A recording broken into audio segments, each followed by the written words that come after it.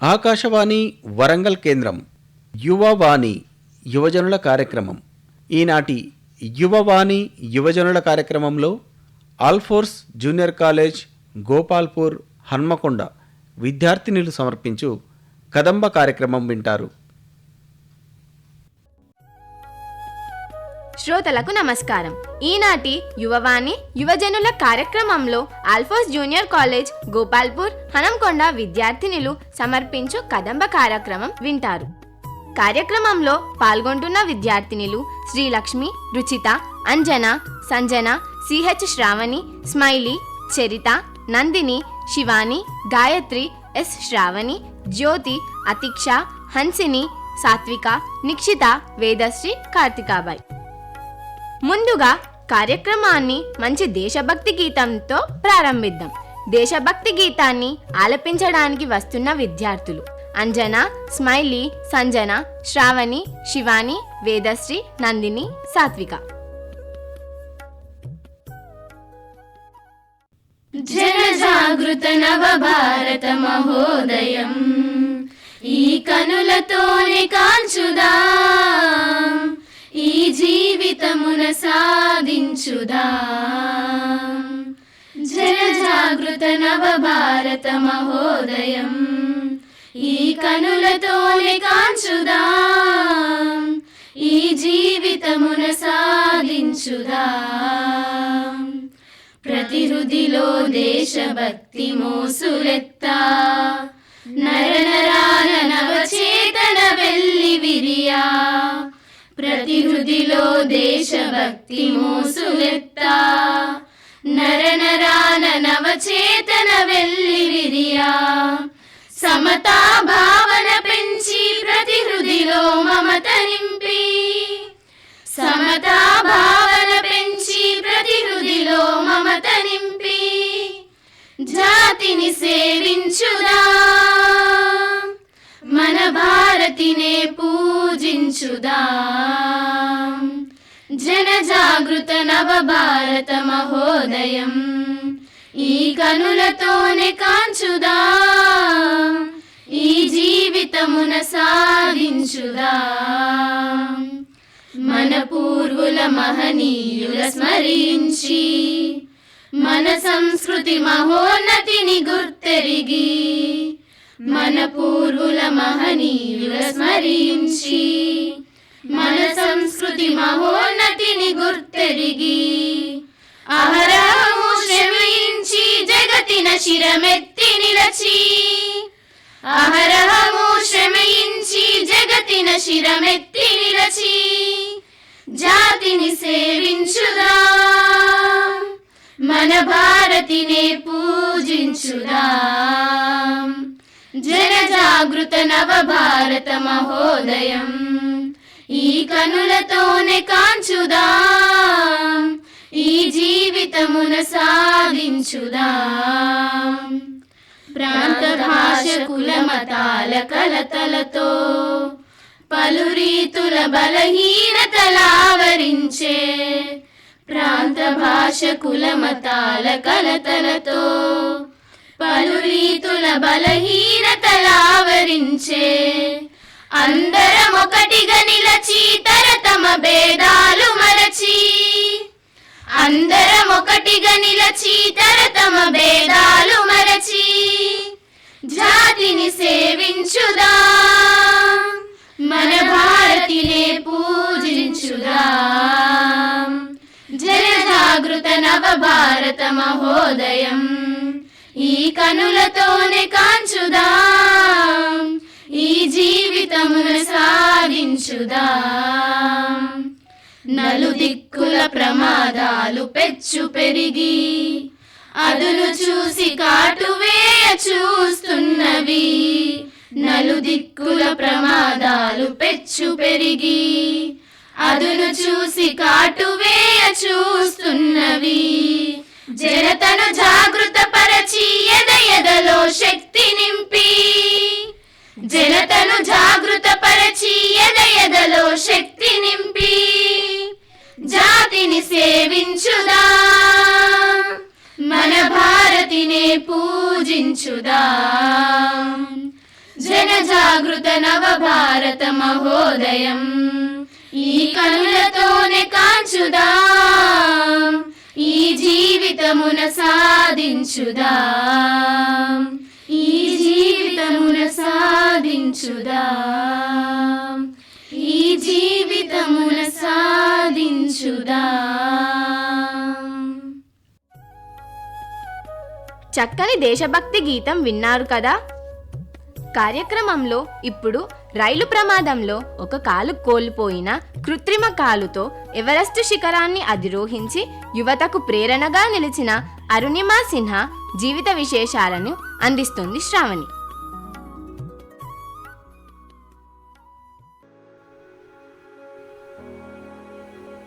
అరుణిమా సిన్హా ప్రపంచంలోని అత్యున్నత శిఖరం ఎవరెస్ట్ని అధిరోహించిన మొదటి దివ్యాంగ మహిళ. ఆమె దుండగుల దురాగతంలో తన కుడి కాలు పోగొట్టుకున్న జాతీయ స్థాయి వాలీబాల్ మాజీ క్రీడాకారిణి. మౌంట్ ఎవరెస్ట్ శిఖరాన్ని అధిరోహించిన భారతదేశపు మొట్టమొదటి దివ్యాంగ వ్యక్తిగా గుర్తింపు పొందింది. ఆమె తన 25వ ఏట ఎవరెస్ట్ శిఖరాన్ని అధిరోహించింది. ఆమె ఉత్తరప్రదేశ్ అంబేద్కర్ జిల్లాలోని గ్రామంలో 1988 జూలై 20న జన్మించింది. ఆమె తండ్రి సైనికోద్యోగి, తల్లి వైద్యశాఖలో ఉద్యోగి. ఆమెకు ఒక అన్నయ్య, చెల్లెలు ఉన్నారు. బాల్యం నుండి వాలీబాల్ ఆడడం ఇష్టం. ఆమెను తల్లిదండ్రులు మరియు పాఠశాలలోని వ్యాయామోపాధ్యాయుడు ప్రోత్సహించారు. కొంతకాలానికి ఆమె వాలీబాల్, ఫుట్బాల్ ఆటల్లో గుర్తింపు పొందింది. అనేక విజయాలు సాధించింది. అనేక క్రీడా పథకాలు సాధించింది. ఆమెకు జాతీయ జట్టులో స్థానం లభించింది. ఆటలతో పాటు చదువుకుంటే క్రీడల కోటాలో ఉద్యోగం సంపాదించవచ్చని ఆమె క్రీడల్లో పాల్గొంటూనే ఎంఏ పూర్తి చేసింది. తర్వాత ఎల్ఎల్బి చేసింది. ఎల్ఎల్బి చేస్తున్న రోజుల్లో ఆమె ఆర్మీలో ఉద్యోగ నియమం కొరకు దరఖాస్తు చేసింది. కానీ దరఖాస్తులో పుట్టిన తేదీ తప్పుగా ఉన్నట్లు తర్వాత గుర్తించింది. బరేలీలోని ఆర్మీ రిక్రూట్మెంట్ అధికారులు సవరిస్తారని ఇంట్లో వాళ్ళు సలహా ఇవ్వడంతో 2011 ఏప్రిల్ 11న లక్నోకు రైల్లో బయలుదేరింది. ఆమె 2011 ఏప్రిల్ 11న లక్నో నుండి ఢిల్లీకి పద్మావతి ఎక్స్ప్రెస్లో జనరల్ కంపార్ట్మెంట్లో బయలుదేరింది. బరేలీ సమీపంలో 3 దొంగలు ఆమె మెడలోని బంగారపు గొలుసు లాగేందుకు ప్రయత్నించారు. ఆమె ప్రతిఘటించడంతో రైలు నుంచి ఆమెను కిందికి తోశారు. ఆమె పక్క ట్రాక్పై పడింది. ఆ సమయంలో ట్రాక్పై రైలు వస్తుందని ఆమె గమనించి లేచేలోపే ఆమె కుడి కాలుపై రైలు దూసుకుపోయింది. సమీప గ్రామస్తులు ఆమెను ఆసుపత్రిలో చేర్పించారు. ఆ ప్రమాదంలో కుడి కాలు ఎముక వరకు తీవ్రంగా దెబ్బతినడంతో వైద్యులు మోకాలు కింది భాగాన్ని తొలగించారు. ఆమెకు అప్పటి కేంద్ర యువజన క్రీడా శాఖ మంత్రి 2 లక్షల నష్టపరిహారం ఉద్యోగం ప్రకటించాడు. భారతీయ రైల్వే సంస్థ ఆమెకు ఉద్యోగం ఇచ్చుటకు అంగీకరించింది. 2011 ఏప్రిల్ 18న ఆల్ ఇండియా మెడికల్ సైన్స్లో చేరింది. పూర్తిగా కోలుకోవడానికి 4 నెలలు పట్టింది. మొదట పోలీసు శాఖ ఈ ప్రమాదాన్ని ఆత్మహత్యగా అనుమానించింది. కానీ ఆమె ఆ వాదనలను ఖండించింది. ఈ సంఘటన తరువాత ప్రతి ఒక్కరూ ఆమెపై సానుభూతి చూపించడం మొదలుపెట్టారు. ఇది భరించలేని ఆమె ఏదో ఒక సాహస కార్యం చేయాలని ఆ క్షణమే నిర్ణయించుకుంది. ఆమె ఎవరెస్ట్ శిఖరం అధిరోహించాలని నిర్ణయించుకుంది. ఆ నిర్ణయానికి ఆమె అన్నయ్యతో పాటు కోచ్ కూడా సహకరించారు. అనంతరం ఆమె టాటా స్టీల్ అడ్వెంచర్ ఫౌండేషన్లో సభ్యురాలుగా చేరి శిక్షణ తీసుకుంది. ఉత్తర కాశీలో జరిగిన శిబిరంలో ఎవరెస్ట్ని అధిరోహించిన తొలి భారతీయ మహిళ బజేంద్రి పాల్ వద్ద అరుణిమ మెలకువలు తెలుసుకుంది. 2013 మే 21న ఎవరెస్ట్ శిఖరాన్ని ఉదయం 10:55 చేరుకుంది. ఆమె భారత క్రికెట్ క్రీడాకారుడు యువరాజ్ సింగ్ని ఆదర్శంగా తీసుకున్నట్లు తెలిపింది. అతను తనకు వచ్చిన క్యాన్సర్ వ్యాధిని లెక్క చేయకుండా ఏదో ఒకటి చెయ్యాలి అనే తలంపుతో విజయాలను సాధించాడు. అప్పటి ఉత్తరప్రదేశ్ ముఖ్యమంత్రి ఆమెను సన్మానించారు. లక్నోలోని ఆమె నివాసంలో ఏర్పాటు చేసిన కార్యక్రమంలో ఆమెకు 25 లక్షల చెక్కులను అందజేశారు. సిన్హా తన కృషి సంకల్పంతో ఎవరెస్ట్ శిఖరాన్ని అధిరోహించి చరిత్ర సృష్టించినట్టు ముఖ్యమంత్రి చెప్పారు. నాటి భారత క్రీడా మంత్రి జితేంద్ర సింగ్ ఆమెని అభినందించారు. అరుణిమ సిన్హా ఇప్పుడు సాంఘిక సంక్షేమం కోసం తన జీవితం అంకితం చేయాలని నిశ్చయించుకుంది. పేద, విభిన్న సామర్థ్యం ఉన్నవారికి ఉచిత స్పోర్ట్స్ అకాడమీని ప్రారంభించింది. అవార్డులు, సెమినార్ల ద్వారా ఆమెకు లభించే అన్ని ఆర్థిక సాయాలను ఆమె అదే కారణంతో విరాళాలుగా ఇస్తుంది. ఈ అకాడమీకి షాహిద్ చంద్రశేఖర్ వికలాంగ్ ఖేల్ అకాడమీ అని పేరు పెట్టారు. ఆమె burn again on the mountain అనే పుస్తకాన్ని రాసింది. 2015లో భారతదేశపు 4వ అత్యున్నత పౌర పురస్కారం పద్మశ్రీ లభించింది. ఎవరెస్ట్ పర్వతాన్ని అధిరోహించిన తర్వాత ఆమె 7 ఖండాల్లోని 7 ఎత్తైన శిఖరాల్ని అధిరోహించడం లక్ష్యంగా పెట్టుకుంది. 2014 నాటికి ఆసియా, యూరప్, దక్షిణ అమెరికా, ఆస్ట్రేలియా, ఆఫ్రికా, ఉత్తర అమెరికాల్లో 6 శిఖరాలను అధిరోహించింది. ఆమె రష్యాకు చెందిన మౌంట్ ఎల్బర్స్ యూరప్ శిఖరాన్ని, టాంజానియా ఆఫ్రికాలోని కిలిమాంజారో పర్వతాన్ని అధిరోహించింది. 2019 జనవరి 4న అంటార్క్టికాలో 7వ శిఖరాన్ని అధిరోహించింది. వీనస్ పర్వతాన్ని అధిరోహించిన ప్రపంచంలోనే మొట్టమొదటి దివ్యాంగ మహిళగా చరిత్ర సృష్టించింది. విన్నారుగా, అసాధ్యాన్ని సుసాధ్యంగా మార్చిన ధైర్యవంతురాలు అరుణిమా సిన్హా గారి జీవిత విశేషాలు. శరీరం కాదు, మనసే బలమైనది అనే సత్యం ఆమె జీవితం ద్వారా మనకు తెలుస్తుంది. ఇప్పుడు వేల ఏళ్ల ఘనచరిత్ర కలిగిన భరతభూమి గొప్పతనానికి నిలువెత్తు సాక్ష్యంగా నిలిచిన కట్టడాలు ఎన్నో. నాటి శిల్పుల నిర్మాణ కౌశల్యానికి మచ్చుతునక కైలాసనాథ ఆలయం. ఈ ఆలయం విషయాలను మనకు వివరించడానికి వస్తుంది గాయత్రి. విందామా?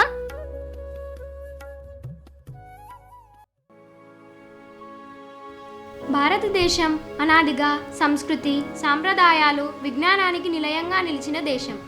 వేదాలు, ఉపనిషత్తులు, యోగం, వాస్తుశాస్త్రం, శిల్పశాస్త్రం మొదలైన జ్ఞాన సంపదలో శిల్పకళకు ప్రత్యేక స్థానం ఉంది.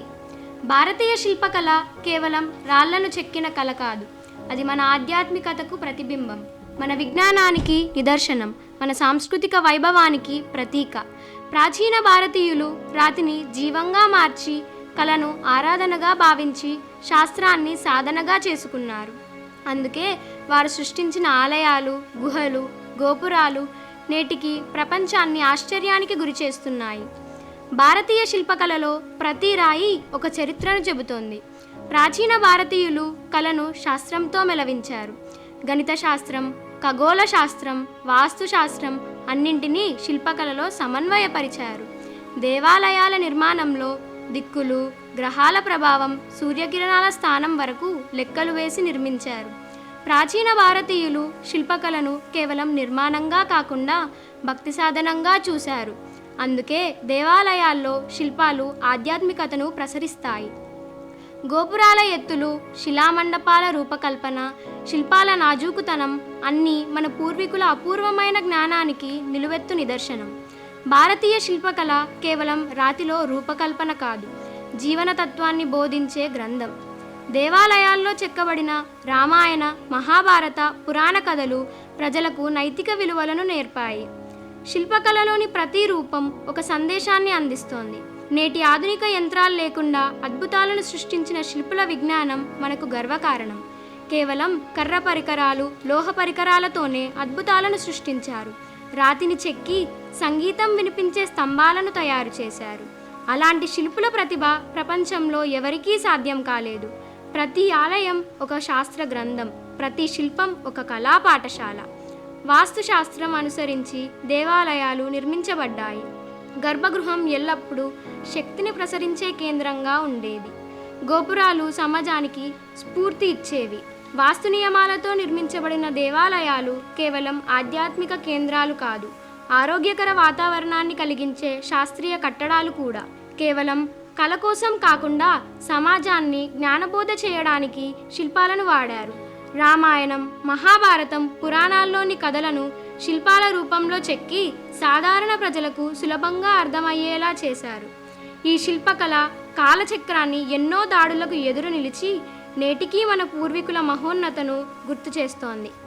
ప్రాచీన భారతీయ శిల్పకళ ప్రపంచానికి ఒక శాశ్వత వారసత్వం. ఇది మన పూర్వీకుల జ్ఞానానికి ప్రతీక, భక్తికి నిలువెత్తు సాక్ష్యం, సాంస్కృతిక గర్వానికి మూలం. భారతీయ శిల్పకళను చూసి విదేశీ ప్రయాణికులు ఆశ్చర్యపోయారు. పాహియాన్, హ్యుయెన్సాంగ్, అల్బీర్నీ వంటి పర్యాటకులు భారతదేశంలోని దేవాలయాలు, గోపురాలు, శిల్పాలను వర్ణించారు. ఇవి నేటికి యునెస్కో వారసత్వ కట్టడాలుగా నిలిచాయి. అలాంటి అద్భుతమైన భారత ప్రాచీన మానవ నిర్మిత కట్టడాల్లో ఒకటి కైలాసనాథ ఆలయం.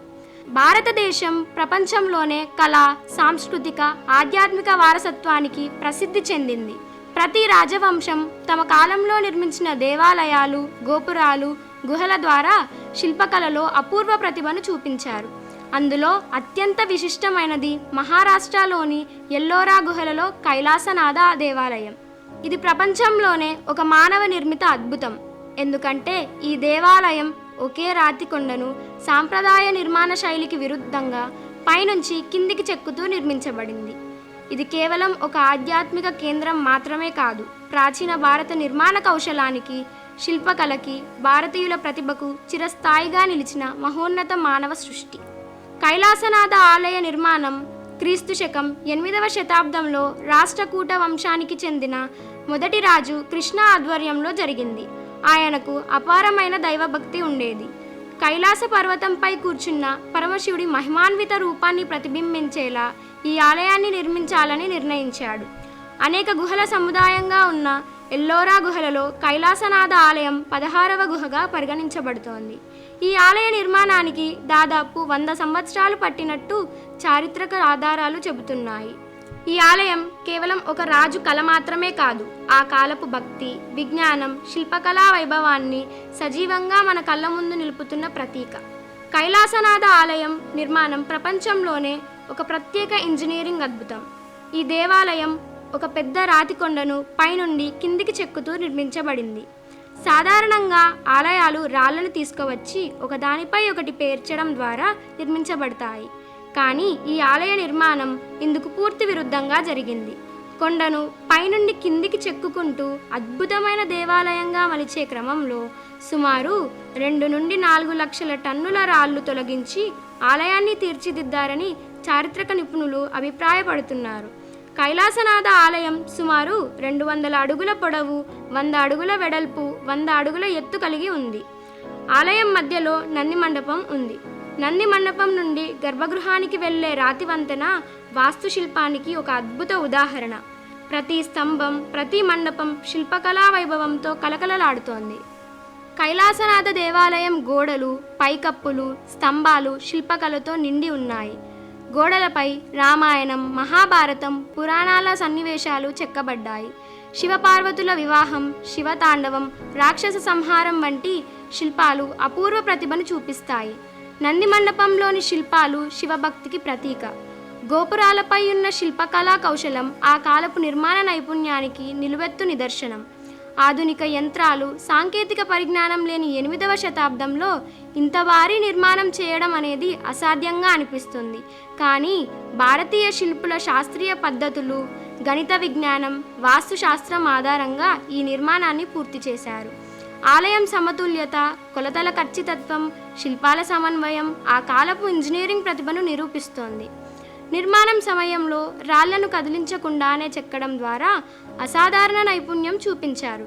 ఇది కేవలం ఆలయం మాత్రమే కాదు, ఒక శిలాశాస్త్ర గ్రంథం అని చెప్పవచ్చు. ఇది ప్రపంచంలోనే అతిపెద్ద మోనోలిథిక్ దేవాలయం. యునెస్కో ప్రపంచ వారసత్వ ప్రదేశాల జాబితాలో స్థానం సంపాదించింది. ప్రతి సంవత్సరం వేలాది మంది పర్యాటకులు ఈ ఆలయాన్ని దర్శించి ఆశ్చర్యపోతారు. ఇది భారతీయుల ప్రతిభను, ఆధ్యాత్మికతను ప్రపంచానికి పరిచయం చేస్తోంది. కైలాసనాథ దేవాలయం కేవలం ఒక ఆలయం కాదు, ఇది భారతీయుల ఆధ్యాత్మికత, శిల్పకళా ప్రతిభ, ఇంజనీరింగ్ నైపుణ్యంకు సజీవ సాక్ష్యం. రాతిని కరిగించి శిల్పాన్ని సృష్టించినట్టుగా శిల్పులు చూపిన నైపుణ్యం ప్రపంచ చరిత్రలో నిలిచిపోయింది. వేల సంవత్సరాల కిందట నిర్మించబడిన ఈ రోజుకి కైలాసనాథ ఆలయం మన సంస్కృతిని, భక్తిని, ప్రతిభను సజీవంగా నిలిపి ఉంచుతోంది. అందుకే ఇది భారతీయ వారసత్వానికి నిత్య నూతనమైన ఆభరణం. భారత ప్రాచీన శిల్పులు సాధించిన ప్రతిభ అనేది కేవలం శిల్పకళకే పరిమితం కాలేదు. వారు రాతికి ప్రాణం పోసి చరిత్రను సజీవంగా నిలిపారు. వారి చేతి వృత్తి వల్లే ఈరోజు మనం వేల సంవత్సరాల కిందటి కళ, సంస్కృతి, జీవన విధానాన్ని ప్రత్యక్షంగా చూడగలుగుతున్నాం. కాబట్టి ఈ అద్భుత శిల్పకళను సంరక్షించడం, భవిష్యత్తు తరాలకు అందించడం మనందరి బాధ్యత.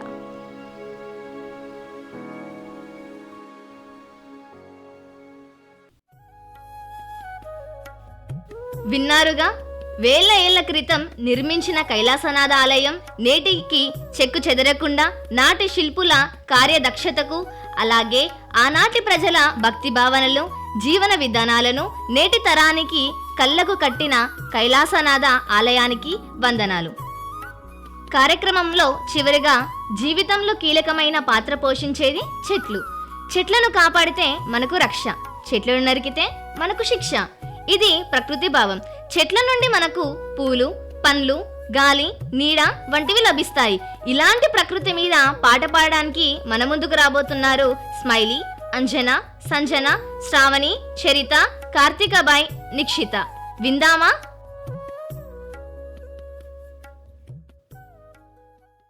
ఓ పచ్చని చెట్టు తల్లి, సకల జీవరాశులకు కల్పవల్లి. ఓ పచ్చని చెట్టు తల్లి, సకల జీవరాశులకు కల్పవల్లి. చల్లని తల్లి నీకు వందనాలమ్మా, చల్లని తల్లి నీకు వందనాలమ్మా.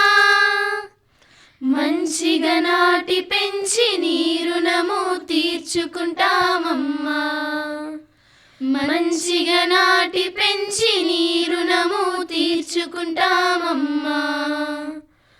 ఓ పచ్చని చెట్టు తల్లి, సకల జీవరాశులకు కల్పవల్లి.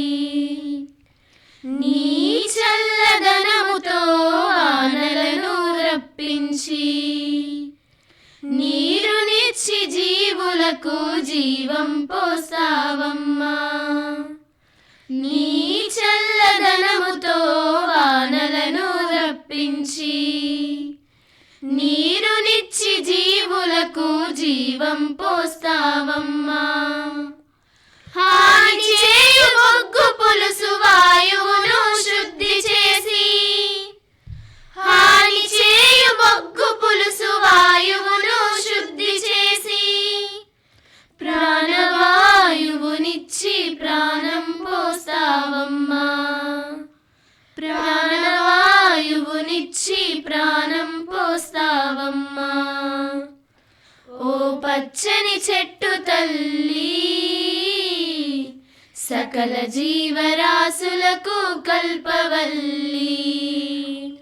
భూసారం పెంచుతావు, పంట సిరులు పంచుతావు, భూగర్భ జలము పెంచి దాహార్తిని తీర్చుతావు. భూసారం పెంచుతావు, పంట సిరులు పంచుతావు, భూగర్భ జలము పెంచి దాహార్తిని తీర్చుతావు. కూడువై గూడువై గుడ్డవై నీడవై, కూడువై గూడువై గుడ్డవై నీడవై, అన్నీ నీవై మాకు అండగా ఉంటావమ్మా, అన్నీ నీవై మాకు అండగా ఉంటావమ్మా. ఓ పచ్చని చెట్టు తల్లి, సకల జీవరాశులకు కల్పవల్లి. ఆకుపచ్చ గొడుగువై అవనిని రక్షిస్తావు, ఎడారి కరణ నాపి వేడిని తగ్గిస్తావు. ఆకుపచ్చ గొడుగువై అవనిని రక్షిస్తావు, ఎడారి కరణ నాపి వేడిని తగ్గిస్తావు.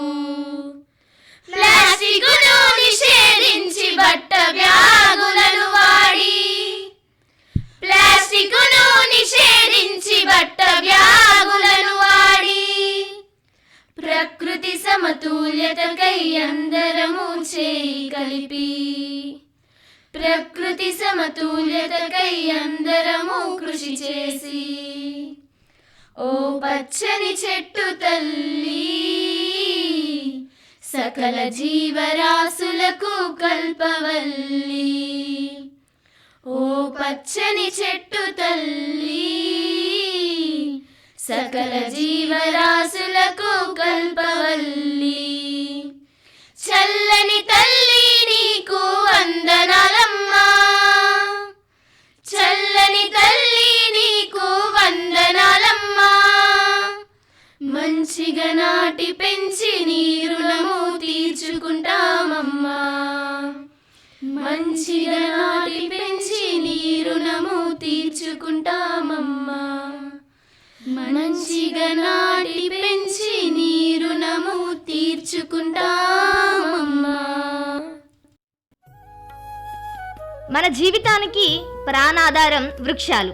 ఒక వృక్షం నాటడం అంటే ఒక జీవాన్ని కాపాడడం. మనలో ప్రతి ఒక్కరూ ఒక్కో చెట్టు నాటితే భవిష్యత్తు తరాలకు పచ్చని భూమి అందించగలం. మనమందరం కలిసి వృక్షాలను సంరక్షిద్దాం, ప్రకృతిని రక్షిద్దాం, మన భవిష్యత్తును కాపాడుదాం. ఇంతవరకు శ్రోతలు యువవాణి యువజనుల కార్యక్రమంలో ఆల్ఫోస్ జూనియర్ కాలేజ్ గోపాల్పూర్ హనంకొండ విద్యార్థినులు సమర్పించిన కదంబ కార్యక్రమం విన్నారు. కార్యక్రమంలో పాల్గొన్న విద్యార్థినులు శ్రీలక్ష్మి, రుచిత, అంజన, సంజన, సిహెచ్ శ్రావణి, స్మైలీ, చరిత, నందిని, శివాని, గాయత్రి, ఎస్ శ్రావణి, జ్యోతి, అతిక్ష, హన్సిని, సాత్విక, నిక్షిత, వేదశ్రీ, కార్తికాబాయ్. వ్యాఖ్యానం శ్రీలక్ష్మి, రుచిత. ధన్యవాదములు.